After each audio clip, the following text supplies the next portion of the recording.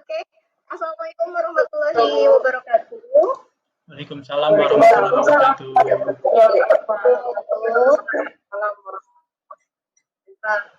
Kita belajar kimia lagi bersama Miss Anita. Mudah-mudahan kalian tidak bosan dan selalu menantikan Miss ya buat ngajar kalian. Oke? Sebelum kita mulai pembelajaran, ada baiknya kita berdoa terlebih dahulu. Silakan untuk Aji minta tolong dipimpin doanya ya, doa sebelum belajarnya. Oke, Min. Oke, teman-teman, sebelum kita mulai pembelajaran hari ini, kita berdoa menurut agama dan kepercayaan masing-masing. Berdoa, dipersilakan. Selesai. Oke, kalau sudah selesai, sebelum kita masuk ke pembahasan materi dan lainnya, coba kalian dulu isi dulu ya presensi kehadirannya di sini. Ya, linknya gampang ya. Kalau kalian mau klik boleh, atau kalian klik sendiri. Itu semua nanti dicek dulu ya. Sudah Bu? Sudah Bu. Oke. Terima kasih. Kita mulai dengan gambar. Coba kita lihat. Nih. Terus mau tanya nih sebelumnya, sebelum ke materi inti ini. Kira-kira kalian masih ingat nggak sih dengan apa sih itu larutan? Coba ada yang bisa jawab? Masih ingat campuran, Miss? Oke, campuran ya. Kenapa ditanyakan tentang larutan? Karena materi kita kali ini itu kaitannya sama larutan, ya, yaitu sifat koligatif larutan. Ada kata sifat, ada koligatif, ada larutan. Nah, nanti pada saat kalian mempelajari sifat koligatif larutan itu, ini adalah indikator yang ingin dicapainya. Nanti setelah kalian mempelajari materi ini, ya, kalian diharapkan itu ya mampu menjelaskan dan menganalisis fraksi mol, molalitas dan molalitas, serta menganalisis penurunan tekanan uap secara tepat. Coba perhatikan gambar ini. Kira-kira kalian tahu nggak sih arti di label itu apa? Coba perhatikan ada NaOH 1,000. Itu angkanya apa tuh ya? M itu. Itu maksudnya apa sih? Molaritas, Bu. Molaritas. Kira-kira molaritas itu apa sih? Konsentrasi larutan. Betul sekali. Jadi di dalam botol ini itu adalah larutan NaOH dengan konsentrasi larutan tertentu. Ya, ini dia. Jadi konsentrasi larutan itu adalah perbandingan antara jumlah zat terlarut dan jumlah larutnya. Nih, ada fraksi mol, ada persen massa juga, kemudian ada molaritas dan satu lagi molaritas. Itu konsentrasi larutan. Nah, berkaitan dengan konsentrasi larutan, Miss punya tugas dulu nih buat kalian. Jadi diskusikan per kelompok, ya. Di diskusinya ada di LKPD halaman 8-9. Itu linknya. Link LKPD-nya, kemudian pembagian kelompoknya 1, 2, 3, silakan kalian lihat sendiri. Oke. Waktu diskusinya sudah habis nih. Silakan presentasikan oleh satu orang ya, kelompok satu, siapa yang mau mempresentasikan? Ya. Bagaimana caranya membuat larutan yang konsentrasinya ini nih, 0,1 molar sebanyak 2,5 liter. Jadi aja deh, ya. Boleh? Ya, Bu. Jadi tolong presentasikan hasil dari diskusi kelompoknya, gimana sih caranya membuat larutan urea dengan konsentrasi 0,1 molar sebanyak 2,5 liter. Ya, pertama kita timbang, Ibu. Pertama kita timbang, kita cari dulu masanya dengan menggunakan rumus. Dan menggunakan rumusnya molaritas dikali volume dikali dengan MR.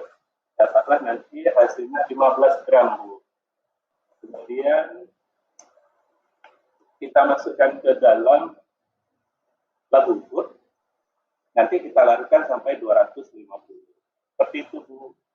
Iya, bagus sekali jawabannya.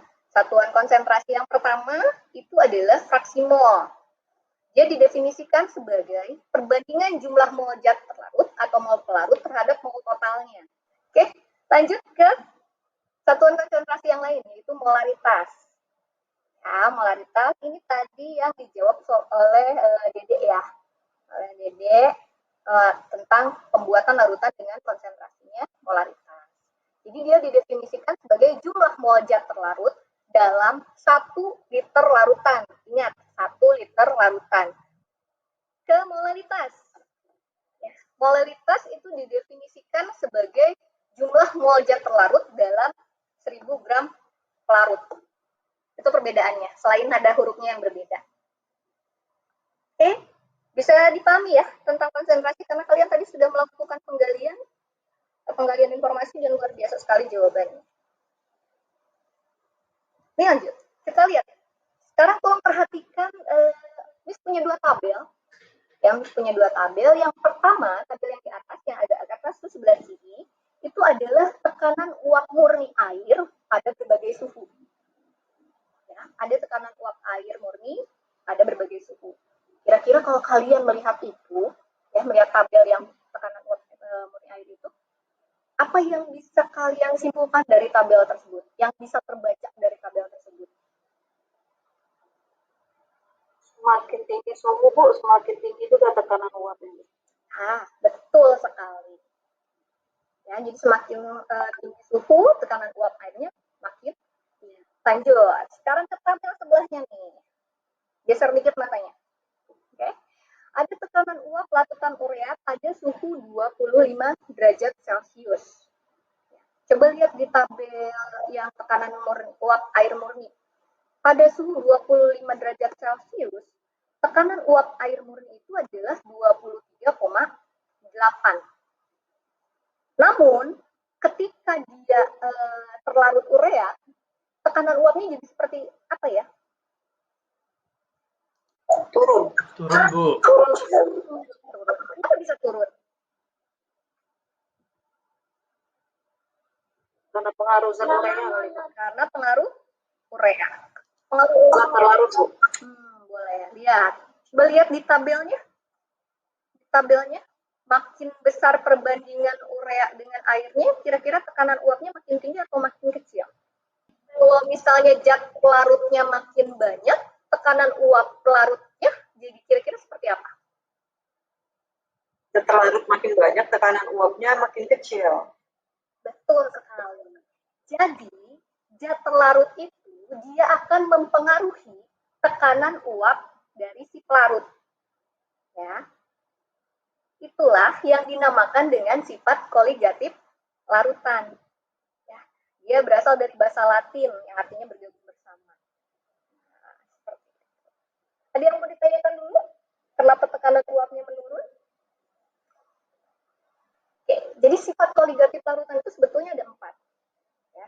Ini saling keterkaitan ya. Di situ ada tekanan uap, penurunan tekanan uap, kenaikan titik didih, penurunan titik beku, dan tekanan osmotik atau osmosis ya biasanya dikatakan. Itu adalah pengertian sifat koligatif larutan. Nah, sebentar kita lihat ya. Nah, jadi yang dimaksud dengan tekanan uap itu adalah tekanan yang ditimbulkan oleh uap yang secara termodinamika setimbang dengan fase kondensasi pada temperatur tertentu dalam sistem tertutup.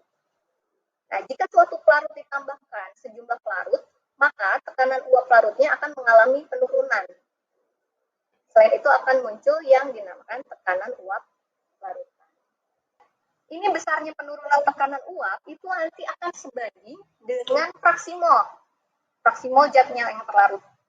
Ya, penurunan. Jadi makin banyak tadi di tabel yang sebelumnya makin banyak zat terlarut, maka tekanan uapnya makin turun. Tapi kalau makin sedikit, ya tekanan uapnya penurunannya tidak terlalu besar. Nah, ini pembahasan kita tentang sifat koligatif sampai situ dulu. Untuk pembahasan di sifat koligatif larutan, ada 3 konsentrasi larutan yang akan kita bahas, yang tadi kita bahas. Apa saja? Molaritas, Bu. Tadi? Ada fraksi mol, ada molaritas, Ada molalitas. Ya. Kemudian ketika zat pelarut lebih banyak berada di dalam pelarut, maka tekanan uapnya akan mengalami apa? Penurunan, Bu. Oke, jadi banyaknya zat pelarut akan berpengaruh pada tekanan uapnya. Penurunan tekanan uap karena adanya zat pelarut merupakan sifat Koligatif, Bu. koligatif larutan.